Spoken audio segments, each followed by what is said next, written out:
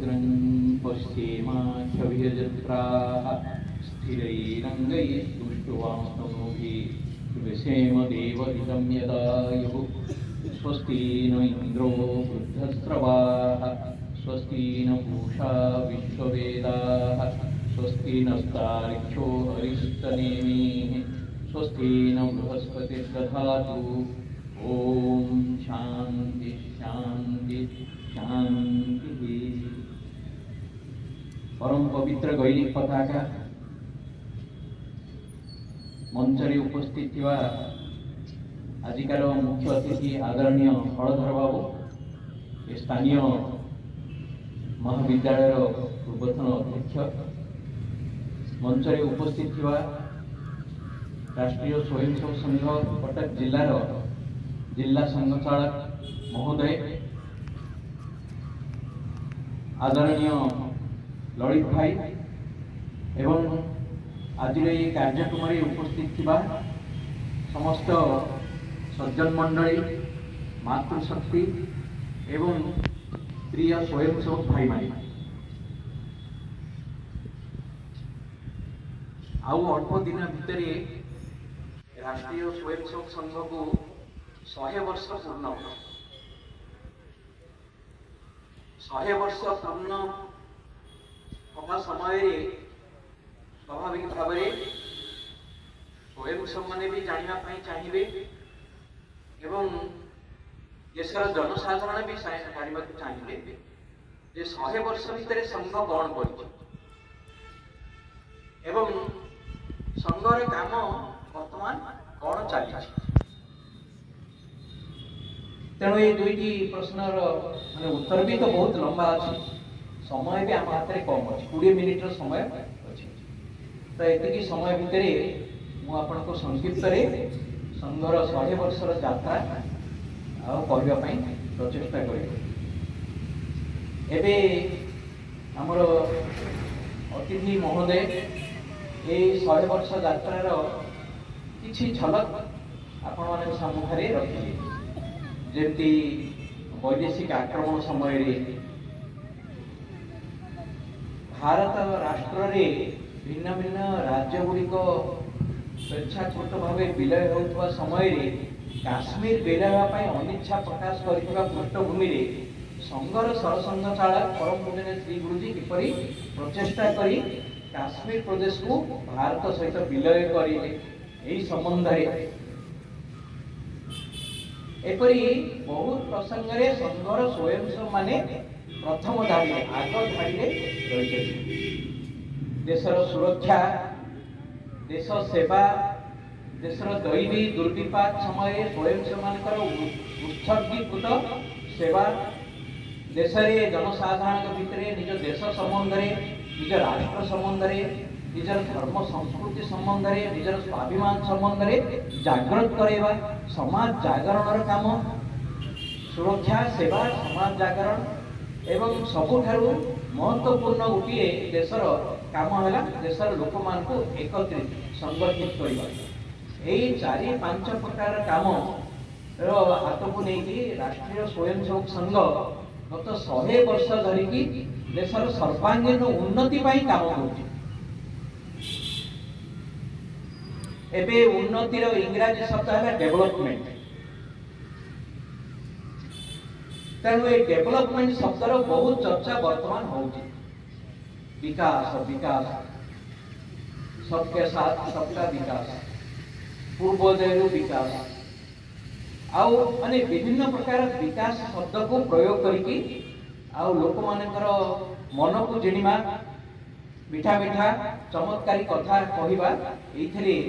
समस्ते व्यस्त थिला बेले संघ भी ये शब्द प्रयोग न कले भी देशर उन्नति गत 100 वर्ष धरिकी काम कर तेणु उन्नति कौ प्रकार कर मुझे जो 4 प्रकार कथा कह देशर सुरक्षा संघर स्वयंसेवक मैंने जो प्रकार प्राणपात कर बलिदान ये अतुलनीय देशर सबु प्रकार दैवी दुर्विपाक मनुष्य द्वारा निर्मित दुर्विपाक संबंधे स्वयंसेवक माने उत्सर्गीकृत सेवा प्रदान कर निस्वार्थ पर भाव सेवा प्रदान कर समाज भितर देश प्रति लोक मान भितर देश प्रति दायित्वबोध बढ़ाइबा एवं संगठित होगी देशर उन्नतिर काम लगिबा से प्रेरणा दबा यही काम स्वयं से माने 100 वर्ष धरी कर।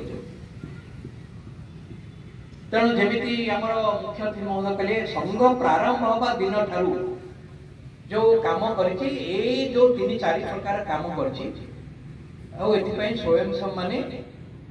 निस्वार्थपर भाव में कौन सी प्रकार आशा आकांक्षा न रखिकी निजर कौन सी प्रकार उन्नति चिंता न करिकी समाजर उन्नति देशर उन्नति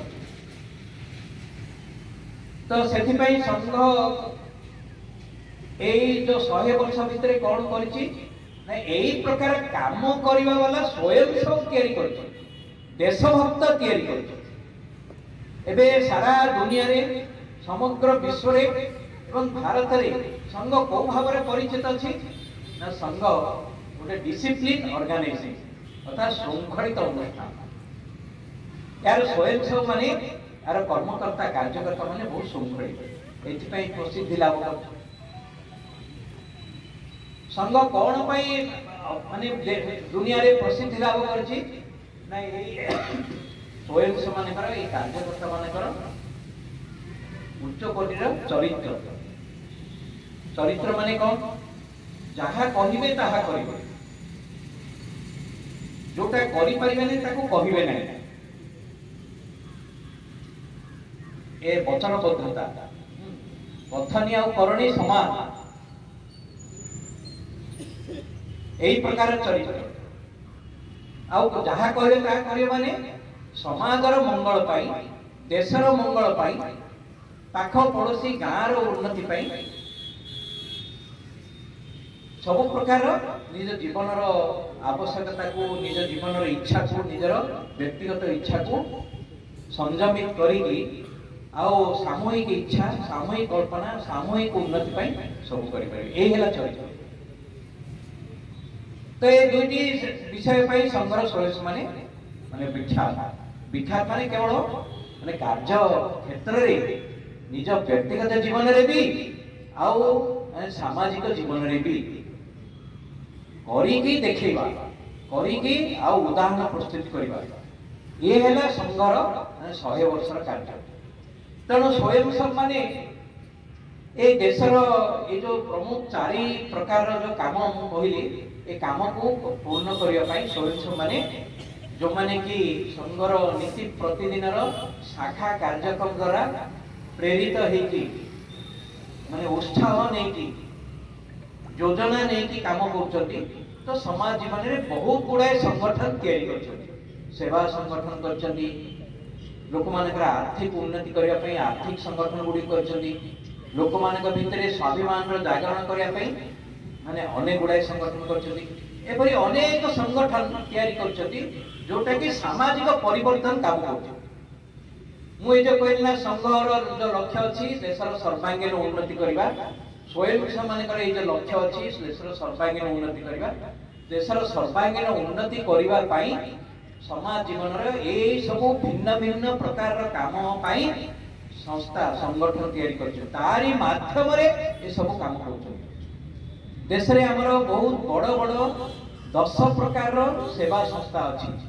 जो माने को सीधा सड़क देशर गरीब पीड़ित वंचित शोषित यही प्रकार लोक मान को सीधा सड़क सेवा देकी से माने निजे केमिति स्वावलंबी हेबे निज गोड़ रे निजे ठिया हेबे एवं से माने भी देशभक्त भाव में समाजर दायित्व नहीं काम करिवे से प्रकार सेवा काम ए सब कर देशर लोक मान उन्नति आर्थिक उन्नति देशर भी आर्थिक उन्नति पाई भी आउरी 10 प्रकार संगठन स्वयं समाज चलाउछ जहारी माध्यम रे मुई जो कहना देशर एकदम शेष धाड़ी पक्ष धाड़ी काम कर अर्थात संघर स्वयं माने संघरु देश काम करने समाज सेवा करने प्रेरणा नहीं कि प्रकार भिन्न भिन्न संगठन गुड़िक ठिया कर संगठन गुड़िक ना मोर पूर्ववर्ती माने वक्ता आज आदरणीय अतिथि महोदय कहले विश्व हिंदू परिषद अखिल भारत विद्यार्थी परिषद भारतीय मजदूर संघ एपरी अनेक गुड़ाए कर